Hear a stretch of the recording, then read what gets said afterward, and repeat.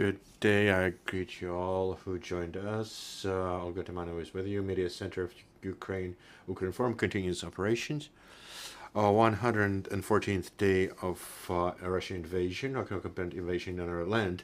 And now we will speak about the situation on the front line. I invite our speaker, Oleksandr Motuzyanyk, Speaker of MOD of Ukraine.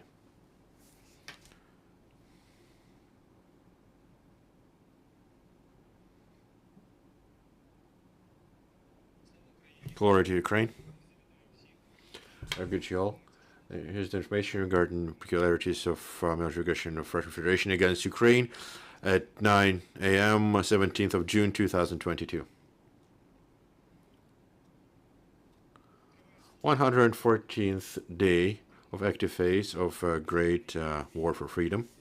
Last, Russia continues full-scale military aggression against our state, main purpose of which at this stage is reaching the administrative borders of Lugansk and Donetsk regions, containing the land corridor with the temporarily occupied Crimean Peninsula, and capture territories of Zaporizhia and Kherson regions, and also blocking navigation communications in northern western part of Black Sea.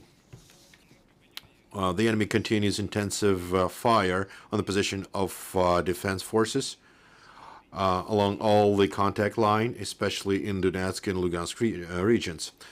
The situation is difficult, however, overall controlled by the Ukrainian defense forces. The threat of the missile strikes on military and civil critical infrastructure remains in the territory of Ukraine. The occupants continue use against Ukrainian population the tactic of terror and genocide. In particular, in Mariupol, so-called government of the educational facilities bans Ukrainian language for children, threatening the unpredicted consequences for children and their parents. A few words about operative situations. Donetsk direction. Ukrainian armed forces contain the assault of enemy detachments that focused on the trying to surrounding our forces near Severodonetsk and Lysychansk, and also blocking the main logistic routes. In the Liman direction, the enemy strikes with artillery in direction of Siversk, 20 kilometers to the southeast from Liman. Also, occupants there try continuing attempts to prepare to crossing the river of Severodonetsk. On Severodonetsk direction, aggressor enforces their group of military. Via Svatova to Starobilsk, 40 kilometers to northeast from Severodonetsk, they moved tanks, armored vehicles, automobiles, and engineering equipment. Bakhmut's direction, Ukrainian defense forces prevent the attempts of the enemy to surround our forces near Korykova and Girske. Enemy regroups and enforce their forces. And near Popasny Mykolaiv, they put 2 battalions from 1st Army Corps that was replenishing its fighting capacity. Near Zolote, Ukrainian military repelled the assault and pushed back the enemy.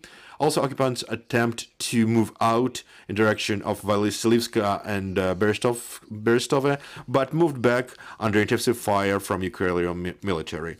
On Andivska, Kurakhivska, Novopavlovsky, and Zaporizhsky directions, Russian occupants keep firing along all the contact line. At the same time, they use aviation and artillery actively for interdiction of our troops.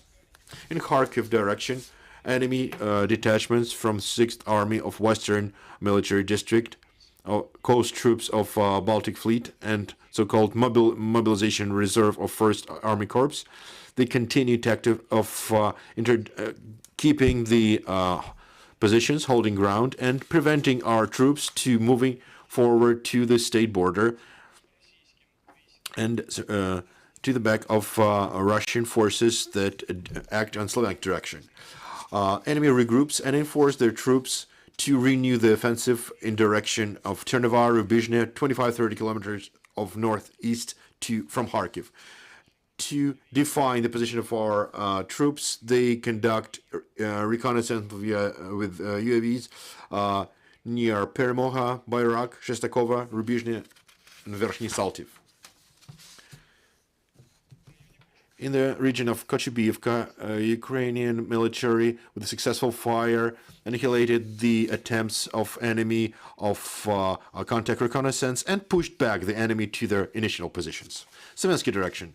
Armed forces of Ukraine continue fighting against enemy groups that consist of detachments of 1st Tank Army, 20th Army, Coast Troops of Baltic Fleet, 29th, 35th, 36th Armies, and 68th Army Corps of East Military District, VDV, paratroopers, and mobilization reserve of so-called 1st and 2nd Army Corps.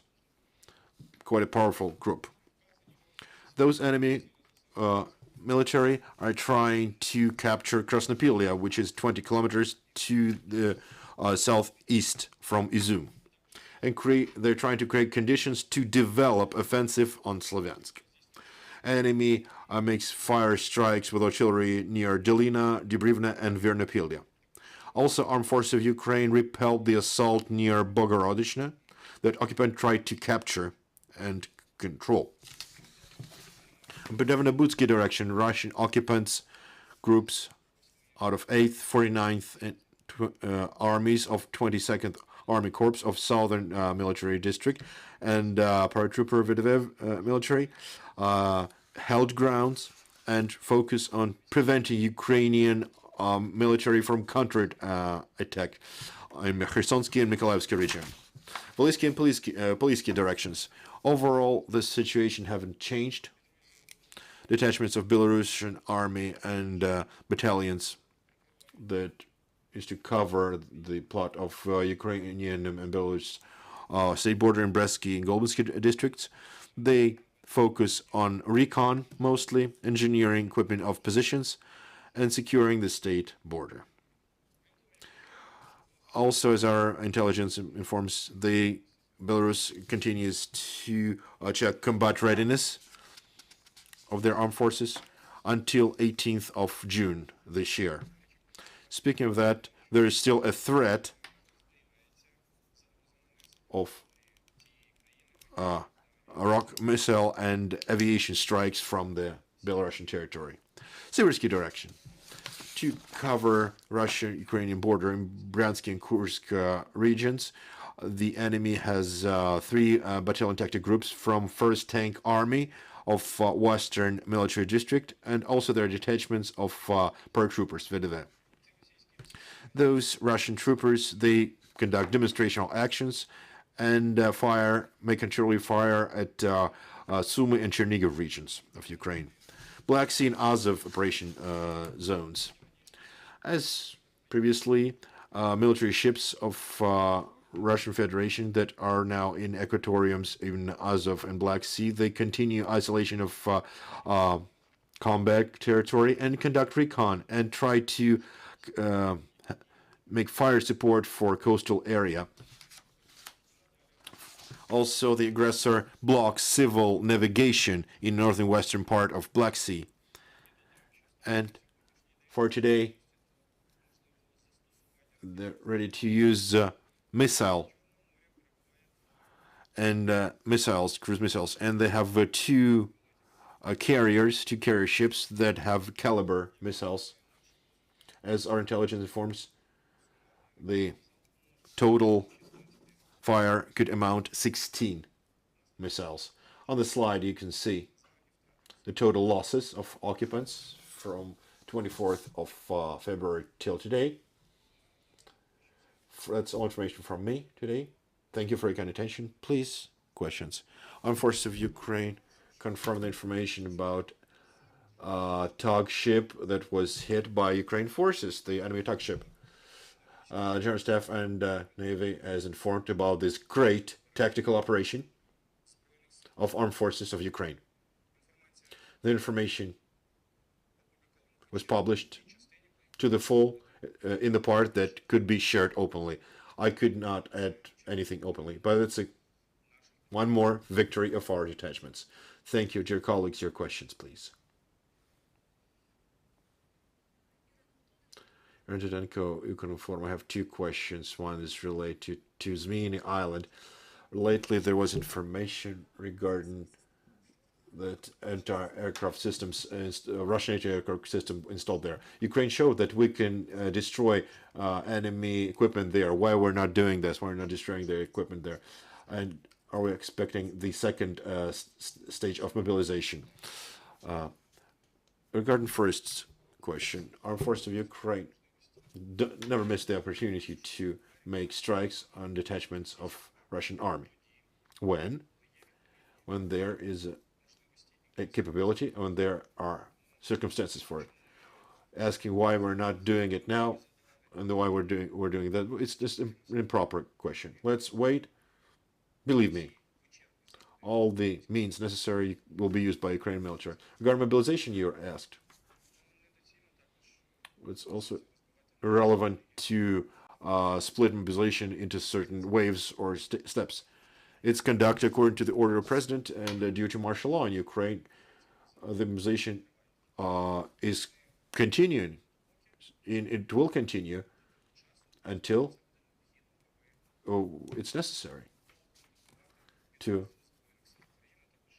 bring people into armed forces and other defense forces that defend Ukraine. It's an ongoing process. More questions, please.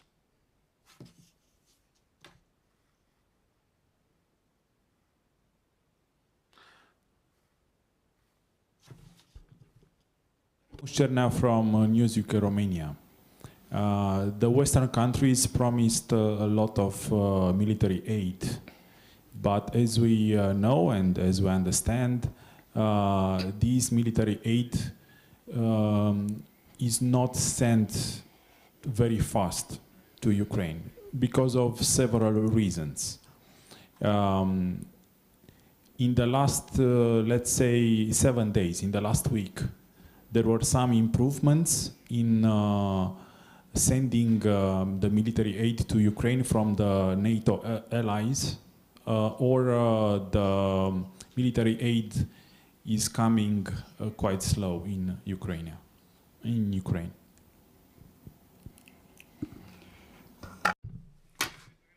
I'll answer like this. Overall, I cannot comment from this platform the military aid cooperation, because this is a very sensitive issue. Please understand. So I cannot speak publicly about it. I cannot comment on the speed of supplies. It is being supplied, and it's immediately happens. It comes to the front line as we receive it. We see 777 mortars used. Also, the General Staff informed about the use of artillery systems, French artillery systems, Caesar, that it was a great and very efficient weapons that allows us to attack enemy from far distance with a very high precision. About the speed of supplies of the military aid, I cannot comment, but we must understand that it takes time. We said why certain samples, there is a delay with certain samples of equipment. To receive certain weapons in a peacetime, there is a lot of preparation has to be done. That it was unexpected that we started needing these weapons.